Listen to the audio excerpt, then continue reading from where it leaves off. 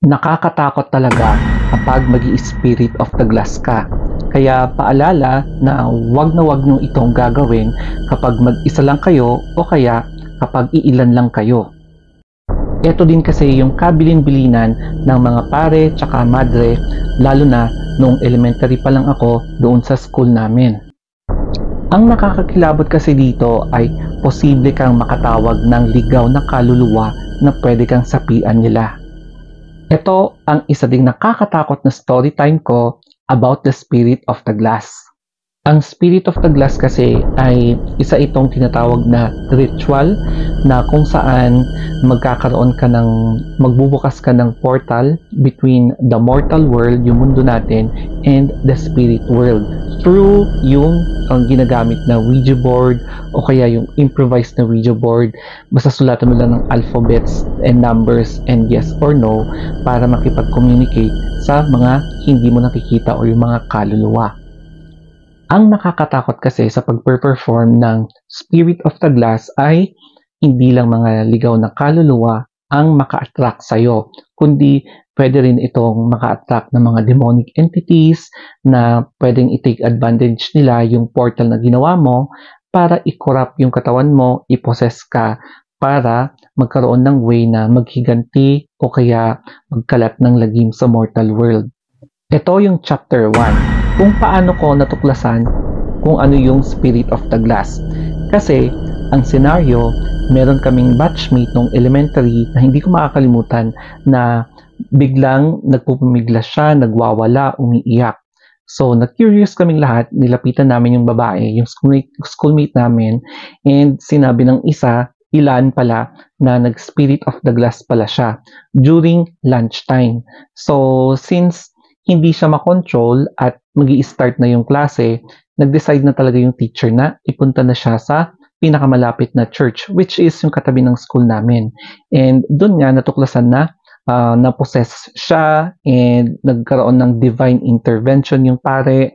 So after ilang oras yon, nabalitaan namin na ano na siya, na pacify na siya.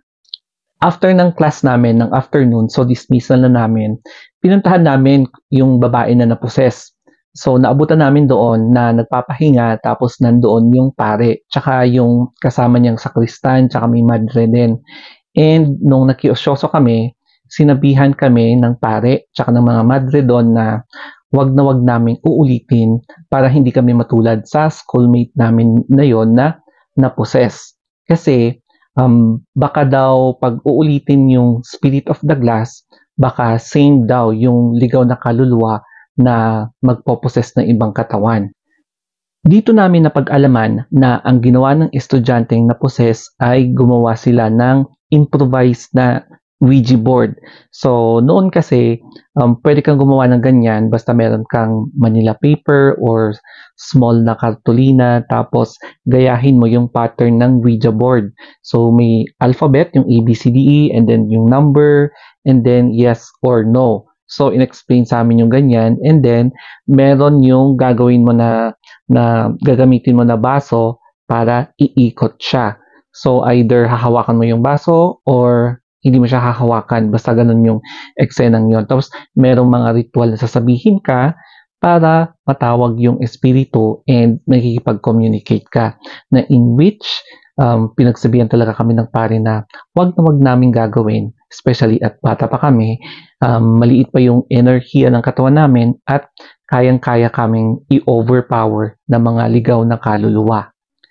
Ito naman yung chapter 2. Noong trinay din namin na mag-Spirit of the Glass. So, kumuha kami ng baso and then bumili kami ng Manila paper, sinulatan namin ng alphabet, so ginaya namin talaga yung nasa Ouija board. And then, parang sabi namin, Spirit of the Glass, can you hear me? Mga ganon-ganon na kinemerot.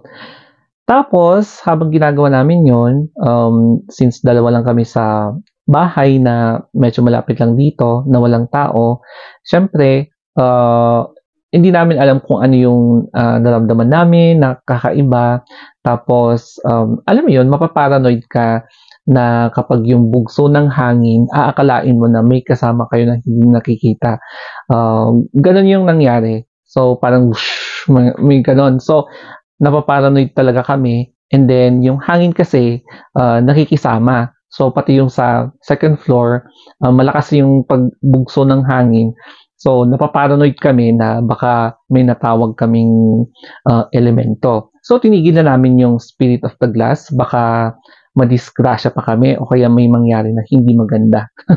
So, tinigil talaga namin yung Spirit of the Glass kasi nakakatakot. Lalong-lalo na nung sinabihan kami ng pare na hindi namin alam kung ano yung mga pangontra just in case na pagtipan kami ng mga natawag naming ligaw na kaluluwa. Chapter 3, nung high school naman kami. So, nag-Spirit of the Glass kami nung high school kami. Or I think Spirit of the Coin pala yun. Kasi during that time, fourth grading, tapos katatapos lang ng fourth grading exam. So, bakasyon na, di ba? So, nag-invite yung isang classmate namin na magpapa-house party kasi walang tao sa kanila. So, it's perfect time na mag-party kami. So, kanya-kanyang dala ng inumin, ng pagkain, ganon. Tapos, nung nandun na kami sa bahay ng classmate namin, kanya-kanya na ng trip.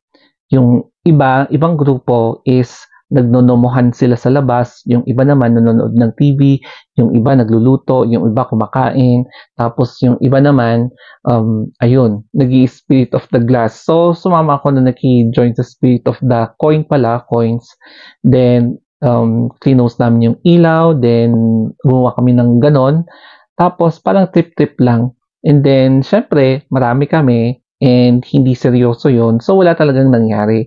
So, after nun, kwentuhan na ng mga kababalaghan, tapos in-stop na namin yung pag-Spirit of the Glass kasi alam namin na hindi yun maganda, so hindi na namin talaga tinuloy kasi kahit na marami kaming tao, baka may matawag talaga kami na hindi namin ine-expect at baka mapapasubo pa yung may-ari ng bahay na nag-invite sa amin. Kaya ang advice ko lang talaga sa inyo ay huwag nyo na talagang subukan kahit na out of curiosity man yan or hindi kasi hindi nyo alam baka ibang kaluluwa or ibang klaseng entity yung matawag nyo. At itong entity na to ay yun yung mga hindi matahimik na gusto talagang gumawa ng eksena. So, it is not advisable talaga.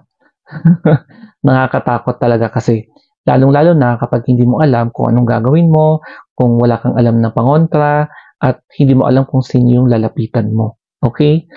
So, gusto niyo pa ba ng more stories like this? So, mag-comment down below, mag-comment down below kayo kung gusto niyo pa ng additional horror stories katulad nito. Okay, so follow me na lang sa Instagram account ko, YTFB, TikTok, Twitter. Okay, so thank you and God bless. And Lord, please let us be taken away from any negativity from this video. Amen.